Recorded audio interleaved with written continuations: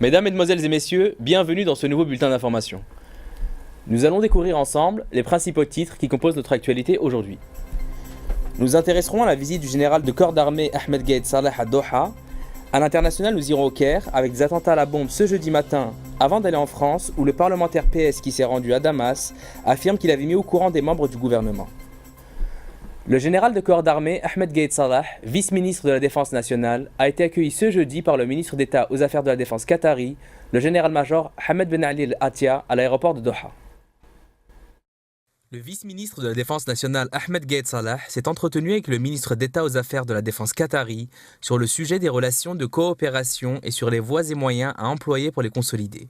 Conformément aux décisions des chefs d'État algériens et qataris, la teneur de leur discussion s'est axée sur la volonté de renforcer ces relations. Le général de corps d'armée Ahmed Gaïd Salah s'est également entretenu avec son homologue de sujets économiques et sociétaux, dont les technologies spatiales et leur application dans le domaine de la défense, ainsi que le volet des fabrications militaires, qui a connu la signature d'un mémorandum d'entente pour la réalisation d'un projet de production de pneumatiques à Bouira, un projet de production de batteries à Tiaret, et que les deux parties ont la volonté de concrétiser très prochainement. Cette réunion est également l'occasion d'élargir le domaine de collaboration entre les deux pays frères.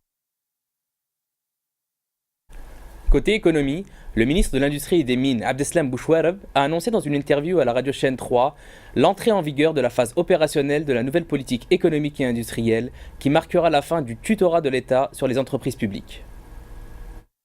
Abdeslam Bouchouareb, ministre de l'Industrie et des Mines, a déclaré que l'Algérie importe annuellement pour 30 milliards de dollars de produits manufacturés et autres productions mécaniques et sidérurgiques. Pour mettre fin à cette situation de dépendance, il a déclaré que les 12 groupements industriels publics qui viennent d'être installés devraient contribuer à réduire progressivement et substantiellement d'ici 2019 les importations dans ce domaine et d'atteindre un taux de croissance de 7% d'ici la même échéance. Abdeslam Bouchouareb a également indiqué que les 23 parcs industriels gérés par ces groupements entreront en activité d'ici la fin de l'année et que des dizaines d'autres suivront dans les années à venir. Le ministre de l'Industrie et des Mines a également annoncé une série de mesures qui permettront à ces groupements industriels d'avoir l'efficacité recherchée avec une simplification accrue des procédures.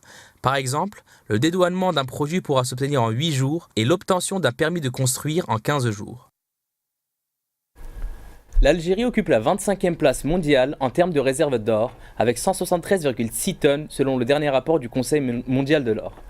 Selon ce rapport, les avoirs en or de l'Algérie ont représenté à fin décembre de l'année dernière 3,5% des réserves officielles globales du pays à l'étranger. L'Algérie figure à la 25e place de ce classement de 100 pays, avec à sa tête les États-Unis, avec 8133,5 tonnes, suivi de l'Allemagne, 3384 tonnes, et du FMI, 2814 tonnes. Côté écologie, Dalila Boudjema'a, ministre de l'Aménagement et du Territoire et de l'Environnement, s'est entretenue avec l'ambassadrice suisse en Algérie Muriel Cohen-Berset pour consolider les relations entre les deux pays dans le domaine de l'environnement. L'Algérie et la Suisse ont convenu de consolider leur coopération dans le domaine de l'expertise et la formation dans le domaine de l'environnement, a indiqué jeudi un communiqué du ministère de l'Aménagement du Territoire et de l'Environnement. Lors de l'entrevue entre les deux diplomates, il est ressorti la nécessité d'encourager les concitoyens à développer l'industrie verte à travers le recyclage par exemple. L'ambassadrice suisse Muriel Cohen-Berset a de son côté salué les efforts de l'Algérie dans le domaine de la préservation de l'environnement. En Égypte, 5 attentats à la bombe ont éclaté au Caire ce jeudi contre des boutiques de téléphonie mobile, un restaurant et un poste de police faisant une victime. Aucune revendication n'a été faite pour le moment. Au moins une personne a été tuée par l'explosion d'une bombe devant une pizzeria du Caire ce jeudi 26 février et 2 autres blessés selon le ministère de la Santé. 3 autres bombes ont explosé simultanément devant les bureaux de l'entreprise Vodafone et une branche d'Etisalat sans faire de victimes. Un 5e engin explosif a visé un commissariat du quartier d'El Warraq dans le nord du Caire et a blessé un policier et 3 civils selon l'AFP. L'agence d'information Reuters rapporte de son côté un bilan de 3 policiers blessés. Ces attentats qui n'ont pas été revendiqués pourraient être liés aux élections législatives prévues pour mars selon le ministère de l'Intérieur. Depuis le coup d'État opéré par l'armée en juillet 2013 qui a vu destituer l'ex-président élu démocratiquement Mohamed Morsi, des attentats ont régulièrement lieu en Égypte où divers groupes ont multiplié les attaques, surtout contre les forces de l'ordre. Au Caire, de nombreux attentats contre la police ont été revendiqués par le groupe armé Ajnad Masr. Selon Bernard Mougier, directeur du Centre de recherche en sciences sociales du Caire, il s'agit d'individus nouvellement entrés dans la contestation violente. Ce groupe explique ces actes comme un représailles à la sanglante répression menée par le pouvoir contre les pro-Morsi. Ces actes pourraient également être une réponse aux opérations menées par l'armée égyptienne dans le nord du Sinaï, dans laquelle plus de 40 terroristes de Daesh ont été éliminés. Le groupe terroriste Daesh a publié une nouvelle vidéo sur les réseaux sociaux montrant quelques fanatiques détruire les collections archéologiques vieilles de plus de 3000 ans d'un musée à Ninive dans le nord de l'Irak. Des sculptures assyriennes et des plâtres ont été renversés sur le sol et fracassés à coups de marteau. Les parties intactes ont même été achevées au marteau-piqueur. Les membres de Daesh ont revendiqué ces destructions en publiant une vidéo en leur nom intitulée « Destruction des œuvres condamnables et exhortation au bien ». La vidéo montre des statues renversées, frappées et brisées avec une masse. Les membres du groupe terroriste ont fait en sorte que toutes les statues soient irrécupérables. Le groupe Daesh, conscient de l'ancienneté des antiquités qu'il détruit, arrête la caméra quelques secondes sur plusieurs écriteaux qui indiquent les dates de construction des œuvres réduites à la poussière. Certaines d'entre elles remontent au 7e siècle avant Jésus-Christ. En France, le député PS Gérard Batt, qui s'est rendu à Damas avec 3 autres parlementaires français, s'est justifié sur son voyage et affirme avoir mis au courant l'Élysée, tout en affirmant ne pas s'être personnellement entretenu avec le président syrien.